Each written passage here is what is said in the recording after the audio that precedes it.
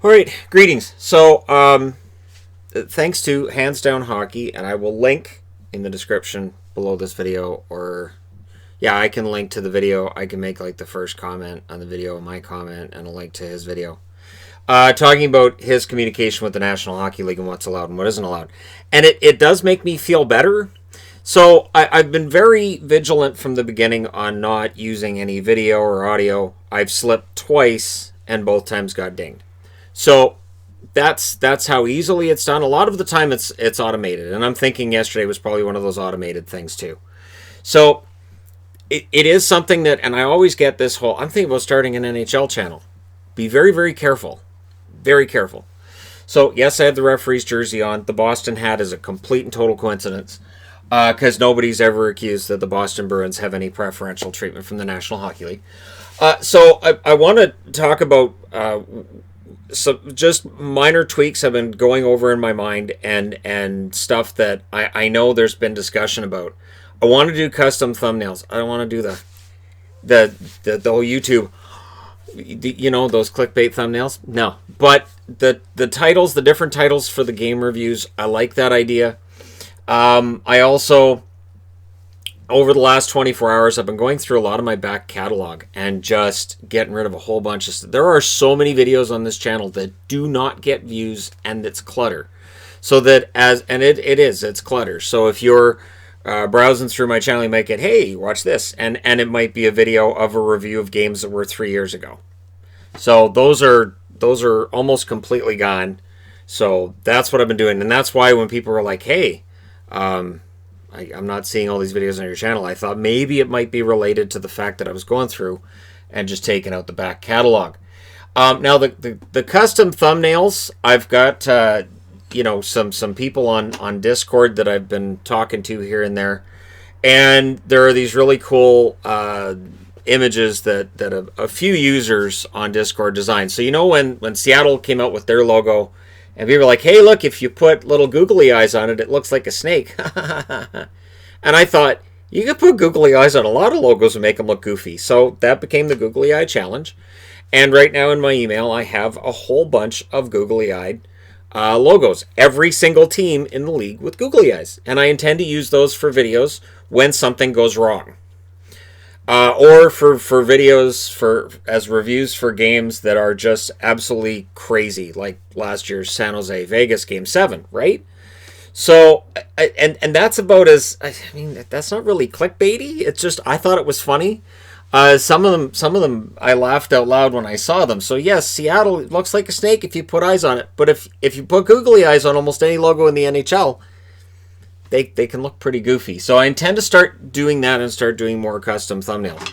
Thumbnails, I don't think are part of this, but something that's always kind of bothered me, like, yeah, I use these thumbnails, and they're these general thumbnails of the game, and sometimes I use old ones. People be like, these guys aren't even with the team anymore. Yeah, I know, but it was a cool looking picture, so it's fine.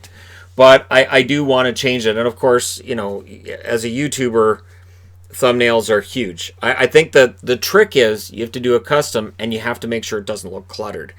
That's where it gets kind of a little bit tricky, is trying to make it not look really, really cluttered.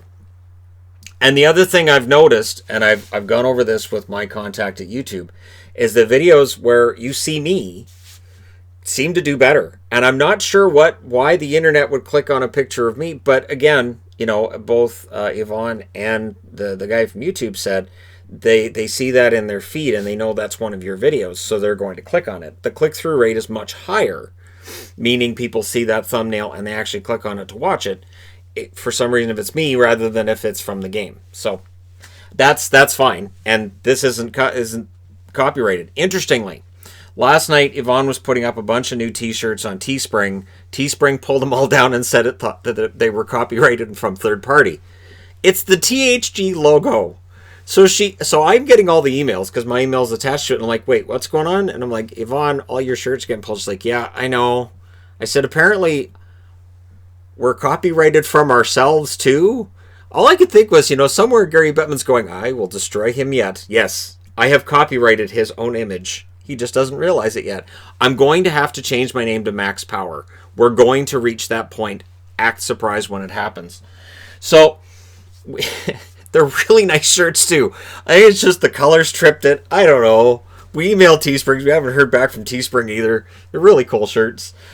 So because she designed some women's shirts on the Teespring listings, the merchandise on that's connected to the channel, and it sold right away. And she said I had a feeling the women's shirts would sell, so I'm going to make more. So she made more, and immediately we think this is third party. This, you have to prove you own this. It's my face that's on the shirt. I don't know. It's my face. We've detected that somebody else has that face somewhere. So, moving along. So bizarre. Reenactments. So the video I did where I was reenacting the Pavel Bure goal, and obviously as a joke and joking around, I've decided that when something really controversial happens in a game, that either I will draw it on a whiteboard, and maybe I'll have stick figures for it, or I'll just have logos crash into each other to reenact it, or since our daughter's room is attached to this room and she has a lot of Barbie dolls, and I want you guys to let me know, or even better, if you're on Discord, message Yvonne. And just which would you prefer? The stick figures, logos crashing into each other, or do we have to make little jerseys for the Barbie dolls and have me go, okay, so the Boston guys in the corner comes have, you know, like, because again, if for people who have been following this channel for many, many years, there was a video I had to take down at one point where due to the Olympics, and the Olympics are bad for that too. I didn't get a strike. I did not. But then I reenacted it on my carpet and said, there, copyright that. And it honestly, it was one of the most watched videos I put up all month. So I think the reenactment thing, I think that could work. I do. And so, yeah, we'll see. I know Adelaide will think that's hilarious. Adelaide will probably want to be in the video reenacting it. So, again, reenactments are perfectly fine. And I need to do more of the casual videos where it's not just the review, preview, and the, okay, here's the numbers, here's the stats. Because, again, those videos seem to do better.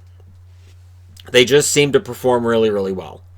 So, as much as I like it, and I've got a board set up for Nashville's off-season video, I'm going to be working on the Florida one as well. Florida's getting close to a GM, so I'm thinking about putting that off. But I don't really need to do the Nashville one today. Like I was going to, and I thought, no, Shannon, you don't need to do the Nashville one today. Put that off till tomorrow when there's only 2 games on, and just make sure you're not inundating people in their inbox. So more of the casual, down-to-earth stuff is on the way. And when the live streams are reinstated, and from what I've been reading, they'll be reinstated in a week. That's what you guys are going to get. It's going to be the casual live streams, the Q&A style, the let's talk about everything that's not even hockey, just to hang out, which I think during pandemic, during 2020, I think that's been really good. We've tried to keep that going every single week on Patreon, as well as on the channel here. And so once the live streams resume, they'll be the casual type. It won't be while watching games, none of that stuff. So again, just keep in mind, again, if you have a channel or you're thinking about it, no video, no audio, and the game images. You gotta, definitely watch with the game images. But outside of that, it's Sunday, and I mean it. While I'd be lying if I said I wasn't still somewhat stressed, and I want to have that back and forth, that communication with people on the league level. It's also sort of kicked me in the rump. I went through and started up a website yesterday for the channel. Yeah, right. And my intention is to start, writing blogs on there, sort of like articles regarding teams and that kind of thing. And then I can do maybe more of a deep dive on stuff. For people who are like, I can't read the board.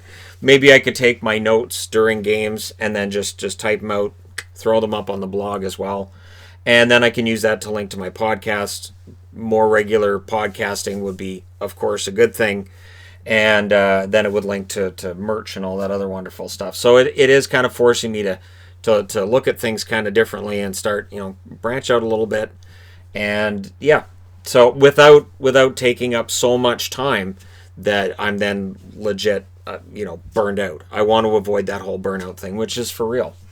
And I've been close to that at points this year, and I've been very close to it at different times, but I haven't got burnt out yet.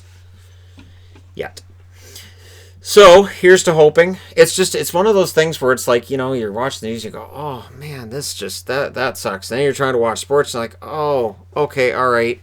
And then you're watching, there is no escape from anything. So again, if you're feeling like, man, every moment of every day just feels like we're cranked up to 11, I know how you feel. Anxious for 2020 to be over with. So there you go. I will make sure that there's a nice thumbnail of me with the whole referee's jersey and all that on. I know this isn't normally the I'm doing one of the comedic videos when I'm wearing the ref's jersey, and there's one coming. I've been keeping track of all of the fan bases and all of the discussions during the postseason, and look for a Panic Index type video. And I'm saying type because it won't be a Panic Index, but it'll be something along those lines, and that's coming up as well. So, again, I would imagine tomorrow being Monday, I'll start getting all the communications I'm looking for. And, again, I'm not overly concerned. I just want to make sure that going forward, that can never happen again. And that I can also provide you guys with some stuff that's kind of, well, not quite so serious. Let's be honest. Things just get really, really heavy. And, it's just, sometimes you need a little bit of levity. And I do think when I'm looking through my catalog, which obviously I've been doing over the last 24 hours, I'm like looking through everything and realizing some of the more popular videos are the ones that are just off the cuff and just me, doing whatever goofy thing outside, or, goofy thing with kids, or, whatever it is, and it works. So thank you guys so much for all your support all the way through. The channel's getting very close to 160,000 subscribers. I thank you guys for each and every subscription, each and every like, and each and every view. So for people who hate watch my videos and downvote them, you're still helping. Hate to break it to you, but it still helps, because it's still a view, it's still a click, it still goes on all of the performance metrics that the channel has, and I still get told my channel's metrics are actually pretty high. And I know some of that is people like, I can't wait to watch this to downvote it. Thank you.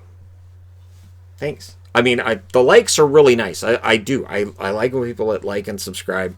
And I do appreciate people subscribing, even though, yes, under the current YouTube model, the number of subscribers doesn't make a absolutely huge difference past a set number. This is why you'll see a lot of the really big channels. They don't care that they're losing subscribers. They just look at their views. They look at their income. And the number of subscribers they're leaving, they don't really feel any pressure to stop the bleeding. On the other hand, I do pay attention to subscriber numbers.